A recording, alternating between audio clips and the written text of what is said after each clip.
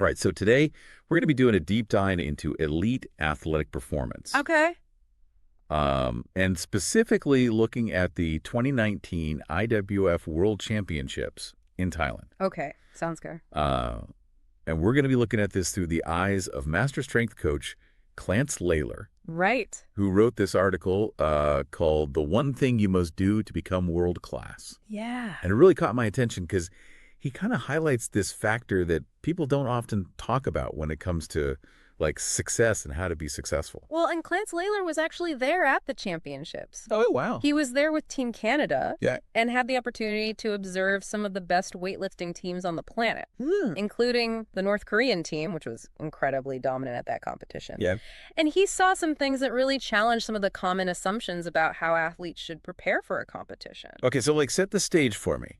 What did he see with the North Koreans that was so remarkable? Well, just a couple days before the competition was set to start, Yeah. most athletes are tapering their training, Sure. focusing on rest and recovery. Yeah. But the North Koreans, they were going full throttle. Really? Laylor describes their training regimen as just intense Wow. and relentless. They were lifting heavy. They were pushing their limits right up to the day before the event. Wow. That seems very counterintuitive. Right. You would think that that kind of intensity right before a major competition would be.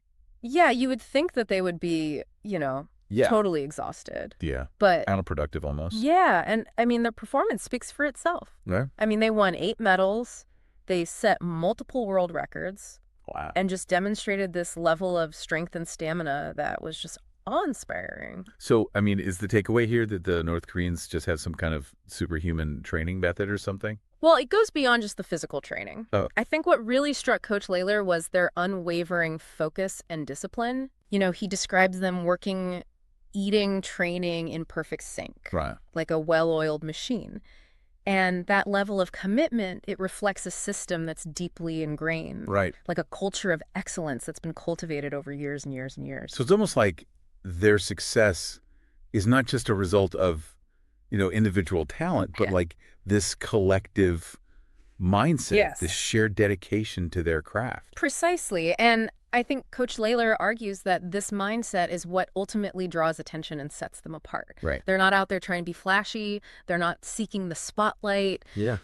They're focused on pushing themselves to be the best. Right. And that's what makes them so fascinating to watch. Yeah. I mean, there's a certain power in that, right? Like it's almost like if you become truly exceptional at something, you can't be ignored. Exactly. Right. And that applies to any field, not just athletics. Yeah. Whether you're an artist, a scientist, an entrepreneur, it doesn't matter.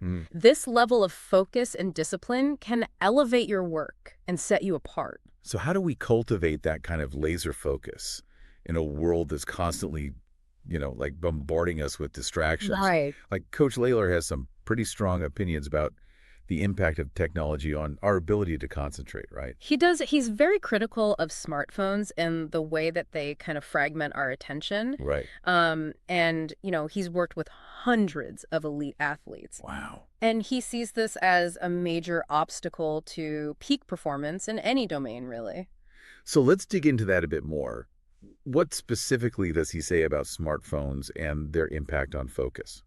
So Coach Laylor argues that smartphones have created this thing that he calls like an attention economy, Okay. where companies are constantly vying for our attention, Right. bombarding us with notifications and updates and just this endless stream of information. Yeah. I mean, that definitely resonates with my own experience. Yeah. It's like we're constantly being pulled in a million different directions. Yes. Never fully present in any one moment. Yeah, exactly. And that fragmentation of attention, it makes it incredibly difficult to achieve a deep focus that's essential for mastery. Yeah. Coach Laylor believes that smartphones are actually training us to be distracted, to skim the surface of information, rather than really delve deeply into anything. So what's the antidote like? Right. Does he advocate for a complete digital detox? He doesn't necessarily say that we need to go completely off the grid, Okay. but he does advocate for creating boundaries and reclaiming our attention. Mhm. So things like setting aside specific times for focused work, Right. turning off notifications, Okay. even physically separating yourself from your devices when you really need to concentrate. Yeah, that sounds like solid advice. Yeah. It's about being intentional with our technology use rather than letting it control us. Precisely. And it's not just about productivity or achieving peak performance. It's also about our well-being, Yeah. Constant distraction can lead to stress and anxiety and just this feeling of being overwhelmed. Yeah. So by reclaiming our attention, we can create space for deeper thinking and creativity and meaningful connections with others. It's almost like we need to train our minds to focus the same way that athletes train their bodies. That's a great analogy. Yeah.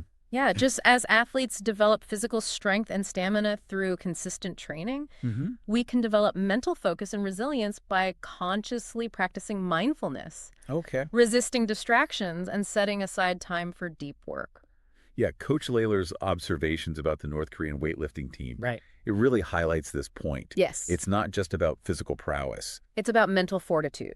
Right. Discipline, a shared commitment to excellence. And that's something that we can all learn from. Yeah. Regardless of our field or aspirations. Absolutely. The ability to focus deeply, to shut out the noise and immerse yourself fully in a task, that is a superpower in today's world. It's interesting to think about how this applies to different areas of life. Like for someone trying to build a business, that level of focus could be the difference between success and failure. Absolutely. Particularly in the early stages of a startup when resources are limited. Yeah. Competition is fierce. Right. The ability to focus on the most important tasks and execute them effectively is crucial. And for someone in a creative field, like an artist or a writer, that deep focus is essential for like entering that flow state where ideas come freely. Exactly. Creativity thrives in those moments of deep concentration when we're able to tune out the external world and fully immerse ourselves in our craft. So bring this back to Coach Laylor's article. What are some of the key takeaways for our listeners who are, eager to cultivate this world-class level of focus? Well, I think one of the biggest takeaways is the importance of being intentional with our attention. We need to be aware of the things that are constantly vying for our focus. And make conscious choices about where we direct our energy. It's about recognizing that our attention is a valuable resource. And we need to protect it from the things that drain it. Yeah, like mindless scrolling through social media. Or constantly checking email. Exactly. And it's about actively cultivating the habits and practices that support deep focus. So things like mindfulness. Setting clear goals. Creating structured time for work and rest. It's also about recognizing that building this kind of mental strength takes time and effort. Just like building physical strength. It's a journey, not a destination. There will be days when we're more focused than others. But the key is to keep practicing, keep refining our strategies, and keep striving for that state of deep engagement that allows us to do our best work and live our best lives. I love that Coach Laylor has this great line in his article that really captures this idea. He says, leave the average training to average gyms, go achieve greatness. I love that. So good. It's a powerful reminder that we have the potential to achieve extraordinary things if we're willing to put in the work, both physically and mentally. So as we wrap up this deep dive, what's one final thought you'd like to leave our listeners with? In a world that's constantly trying to distract us, the ability to focus deeply is a rare and precious gift. It's the key to unlocking our true potential and achieving greatness in any field. So I encourage you to cultivate this superpower, protect your attention fiercely, and go out and create something extraordinary. It's almost like he's challenging us to step out of that average gym of distraction, Totally. And it's interesting to think about what that average gym actually looks like in different areas of life. For some people, it might be that constant barrage of social media notifications. For others, it could be that endless cycle of emails and meetings that keep them from actually doing any kind of focused, deep work. Yeah, it's like identifying those things that keep us stuck in this like mental mediocrity or whatever. And making a choice to break free from that. Yes. Choosing to train in a different gym, metaphorically speaking, a gym where the focus is on building mental strength and resilience. And that ability to concentrate deeply. This reminds me of something that Coach Laylor said in his article. He observed that the North Korean team, they weren't performing for the cameras. Like they weren't seeking attention. But they're very focused, their dedication to their craft. It made them magnetic. Like they became Insta famous.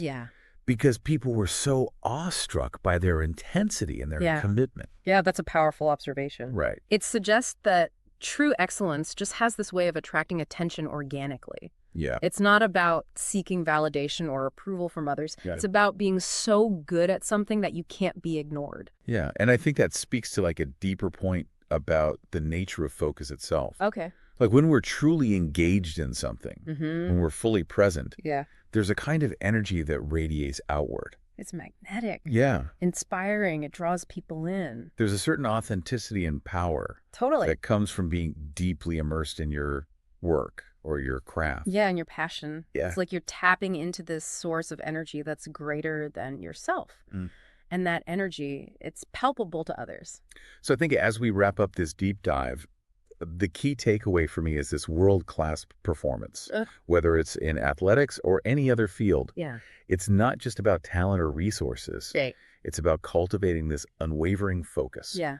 This deep commitment to excellence and a willingness to train our minds. Right. To be as strong and resilient as our bodies. Beautifully said. And in a world that's constantly vying for our attention, that's a powerful message. It's a reminder that we have the power to choose where we focus our energy. Right. And that choice ultimately shapes our destiny.